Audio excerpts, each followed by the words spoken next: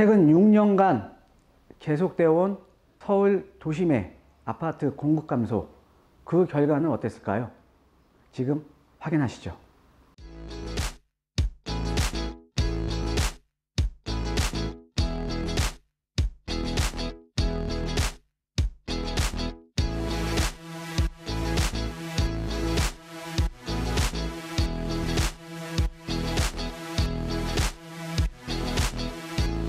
예, 안녕하십니까. 드림부동산 투자연구소 대표 정창래입니다. 자, 제가 오늘 이제 준비해드린 강의는 최근에 이제 보면은 이제 7월 달부터 지금 9월 달 한 2, 3개월 동안 아파트 가격이 상당히 좀 폭등을 했거든요. 자, 4월 이후에, 올 4월 이후에 그 양도세 중과 조치가 이제 시행이 된 이후에 좀 시장이 어느 정도는 좀 안정화됐다가 7월 달부터 9월 달 사이 한 3개월 정도에서 아파트 가격이 폭등한 이유 중에 하나를 제가 강의로 좀 준비를 해 봤습니다. 그래서 지금 오늘 이제 준비해 드린 강의 중에는 아파트 공급 축소, 이제 주택 가격 폭등 불렀다 라고 이제 제가 이제 제목을 지었는데, 자, 우리가 이제 어떻게 보면 시장에 대한 대응 전략을 짜기 위해서는 어떻게 보면 지금 최근에 왜 아파트 가격이 상승을 했었는지 이런 그 배경과 원인을 알아야죠, 당연히. 예, 그래서 제가 오늘 이제 이런 이 주제로 이제 강의를 한번 해 보도록 하겠습니다.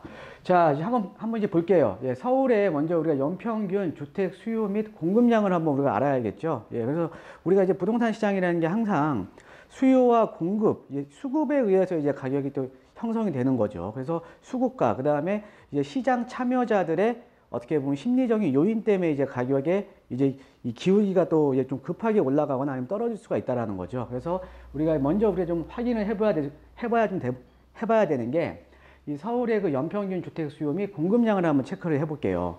자, 서울의 지금 연평균 주택 수요를 보면 약 한 5만 5천 가구 정도 됩니다. 이건 이제 국토부 추산 이제 나온 내용이고요. 자, 요 내용을 바탕으로 한번 보면, 자, 근데 서울의 이제 그 중에 연평균 아파트 수요는 약 한 4만 호 정도 된다라는 거죠. 자, 4만 호라는 거는 연평균 5.5만 호 정도의 서울 도심의 주택 수요가 필요한데, 그 중에 이 주택 수요 중에 약 한 74% 정도가 이제 아파트 수요라는 거죠. 아파트 수요. 자, 그 다음에 이제 보시면은 최근 근데 6년간 아파트 평균 공급량이요. 2012년도부터입니다. 2012년도부터 최근 6년간 연평균 아파트 공급량이 제가 한번 지난 강의에 한번 제가 잠깐 짚어드렸었어요. 예, 지난 강의에 잠깐 짚어드렸었는데 최근 6년간 연평균 그 아파트 공급량이 약 한 3만 1천 가구 정도 됩니다. 예, 3만 1,000호인데 3만 1,000호에 지금 아파트 공급이 됐다라고 이제 보시면 되겠고요. 자, 특히나 이제 서울 도심권에 이제 보시면요. 대부분의 이제 신규 아파트 물량이 재개발이라던가 재건축 같은 정비 사업으로 이제 공급이 되죠. 예, 정비 사업으로 인해서. 자, 2012년도부터 이제 그 이후에 이제 정비 사업에서 이제 공급이 되는 거고, 그 다음에 이제 서울권 같은 경우는 플러스 이제 어떤 게 있었죠? 자, 뭐 위례 신도시 물량이라던가 이제 송파권 물량 있죠. 그 다음에 이제 마곡지구 이런 택지지구 이제 물량이 있었고, 뭐 강일지구 같은 이런 그 이런 뭐 위례 신도시라던가 이런 택지지구 물량까지 합하면 서울의 연평균 약 한 3만 1천 가구 정도 아파트 공급이 됐다라고 이제 보시면 되겠습니다. 근데 우리가 여기서 여러분께 좀 알아주셔야 되는 게요. 자, 그동안 서울 도심에 택지들이 어느 정도는 공급이 됐었어요. 자, 그런데 앞으로는요, 서울 도심에 이런 택지가 없습니다. 예, 택지가 없다라는 거죠. 그럼 택지가 없다라는 거는 대부분의 물량들이 재개발, 재건축을 통한 이런 정비 사업을 통한 주택 공급이 이루어질 수밖에 없다라는 거죠. 예, 이거 꼭 알고 넘어가셔야 됩니다. 그러니까는 그동안은 그나마 택지지구에서 물량들이 나왔었는데 앞으로 물량들은 재개발, 재건축에 의한 신규 아파트 물량밖에 나오지 않는다라는 거죠. 상당히 중요한 내용입니다. 예, 상당히 중요한 내용에서 별 한 3개 정도 할까요? 별 3개 정도? 예. 자, 그 다음에 이제 한번 그래프를 한번 제가 한번 이제 준비를 해봤어요. 예, 그래프를 한번 준비를 해봤는데, 자, 그래프를 한번 준비를 해봤습니다. 자, 요거는 제가 이제 출처는 이제 주택산업연구원에서 제가 이제 지금 이제 따온 건데 한번 볼게요. 지금 이제 파란색 그래프 같은 경우는 아파트 물량이고요. 이제 신규 공급량입니다. 그 다음에 이제 빨간색 그래프 같은 경우에는 지금 비아파트 물량. 그러니까 뭐 이제 뭐 다세대라든가 이런 그 비아파트 물량이죠. 자, 근데 2005년도부터 이제 쭉 보면은 2005년도에는 뭐 비아파트 물량하고 아파트 물량이 그냥 어떻게 보면 아파트 물량이 현저하게 높죠. 2006년도도 마찬가지고 7년도도 마찬가지고요. 8년도, 9년도, 10년도, 11년도까지 아파트 물량이 현저하게 높았습니다. 자, 그런데 2012년도부터 이게 역전이 되기 시작하네요. 그죠? 예, 지금 2012년도에는 비아파트 물량이 높고요. 그 다음에 2013년도 마찬가지, 2014년도는 거의 비슷비슷하게 공급이 됐었고, 2015년도, 16년도, 17년도 거의 비아파트 물량이 현저하게 높아졌습니다. 그래서 대략적으로 2012년을 기점으로 해서 서울 도심의 이 주택 공급량을 보면 아파트 물량보다는 비아파트 물량이 더 많다라는 거죠. 자, 그래서 그래프를 통해서 한번 보면, 자, 이런 식이죠. 지금 이제 이 아파트 물량이 공급되는 게 2005년도부터 지금 17년 사이에 약 한 2, 3년 정도, 13년 정도네요. 예, 13년 정도 아파트 물량을 보면 아파트가 어찌됐든 그래프 자체가 이렇게 계속적으로 지금 줄어들고 있는 이런 그래프 모양을 보고 있습니다. 자, 우리가 그래프로 여러분들 지금 보셨듯이 어때요? 아파트가 공급이 계속적으로 감소를 하고 있죠. 예, 아파트가 계속적으로 공급이 감소를 하고 있습니다. 대신에 비아파트 물량은 어때요? 계속적으로 지금 이렇게 증가를 하고 있던 거죠. 비아파트 물량은. 그죠? 예, 비아파트 물량은 계속적으로 증가를 하고 있고, 아파트 물량은 계속적으로 줄어들고 있고. 자, 이렇게 보시면 될 것 같습니다. 자, 이런 이제 그러니까 수요와 공급이죠. 이런 아파트 물량들이 계속적으로 줄어드니까 당연히 이런 이제 이 부족분, 계속적으로 쌓여온 이 부족분에 의해서 어떻게 보면 최근에 집값 상승에 대한 폭등의 원인 중에 좀 하나로 이제 보시면 되겠습니다. 근데 이렇게 아파트 물량이 줄어드는 또 이유가 있어요. 어떤 이유냐면 제가 이제 작년에도 한번 좀 말씀을 드렸는데, 자, 이런 거죠. 자, 일단은 가장 큰 게요, 얘입니다. 뉴타운 출구 전략. 예.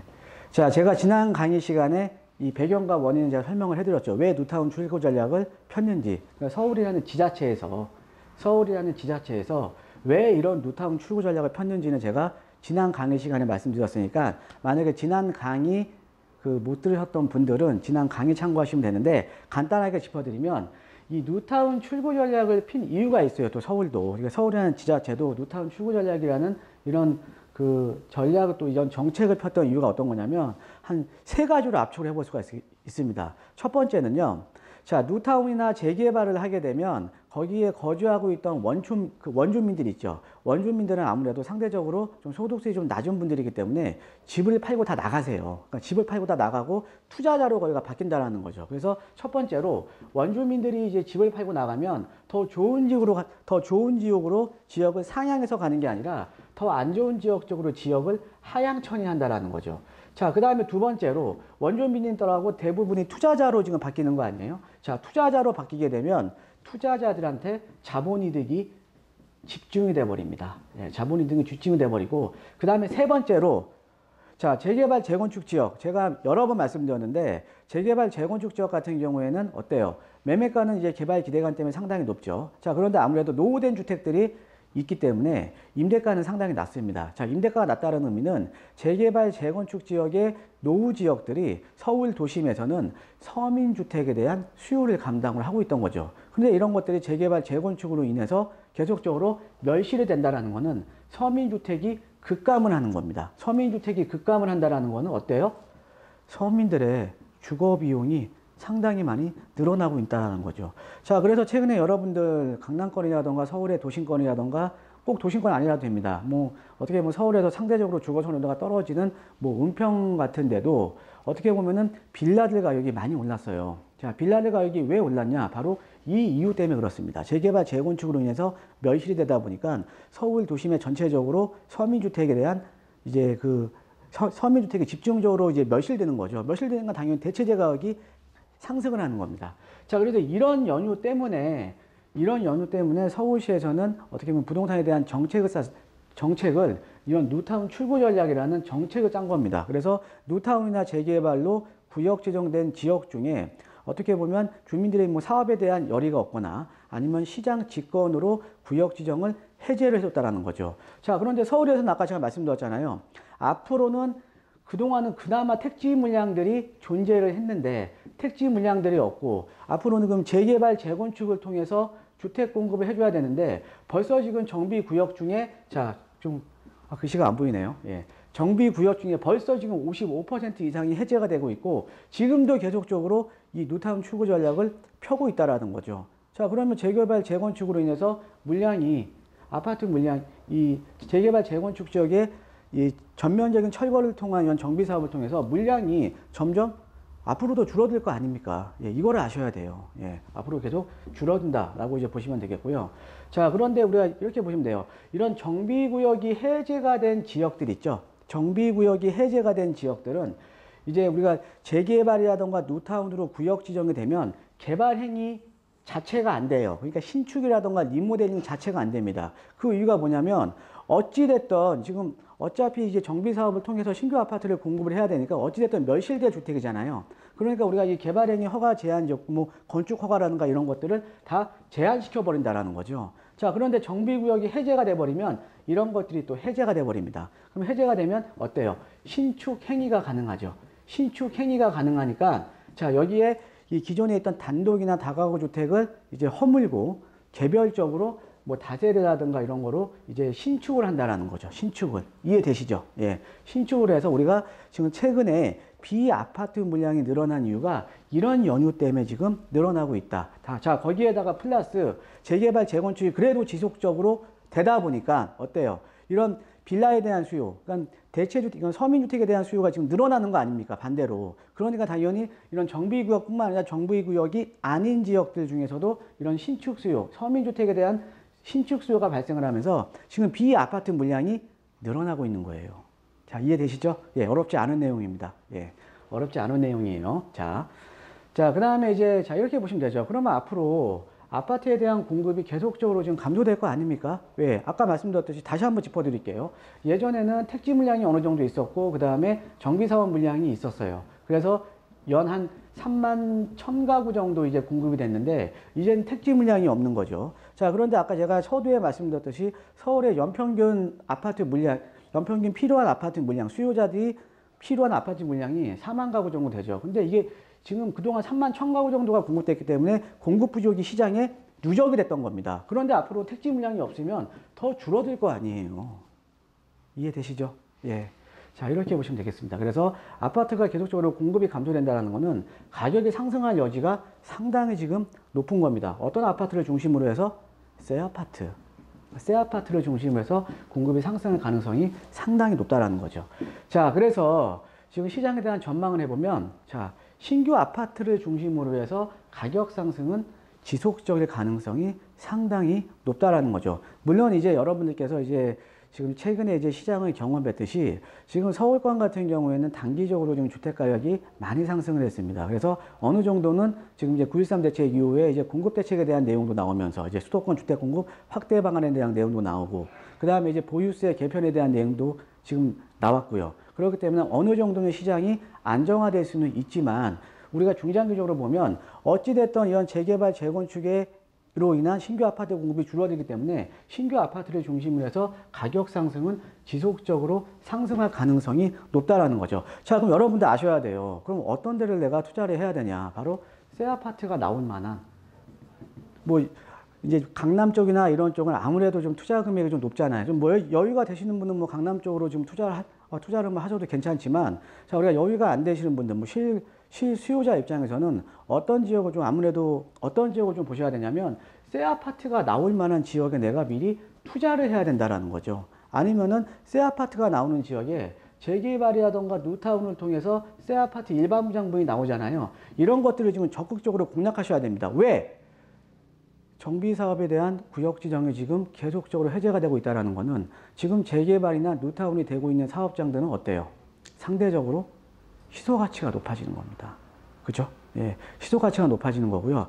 특히나 앞으로 이제 당분간은 이제 이런 그 재개발이나 뉴타운 지역 같은 구역 지정이 상당히 소극적이겠죠. 그 다음에 뉴타운 같은 특히나 대규모 주거벨트는 나올 가능성이 없습니다. 그럼 아무래도 재개발보다는 또 뉴타운 같은 대규모의 주거벨트가 형성이 되는 지역들이 희소 가치가 더 높아지겠죠. 예, 그거를 여러분들 꼭 아셔야 된다라는 거죠. 그래서 지금 아직도 지금 이제 내 집 마련을 계속적으로 지금 생각하고 계시고 시장을 바라보시는 분들, 시장을 좀 계속 보고 계시는 분들 같은 경우에는 자, 어차피 새 아파트는 공급이 축소가 되니까 그럼 상대적으로 새 아파트가 나올 수 있는 이런 재개발이나 뉴타운 지역의 일반 분양 물량도 눈여겨보셔야 된다라는 거죠. 여유가 되시는 분들은 어때요?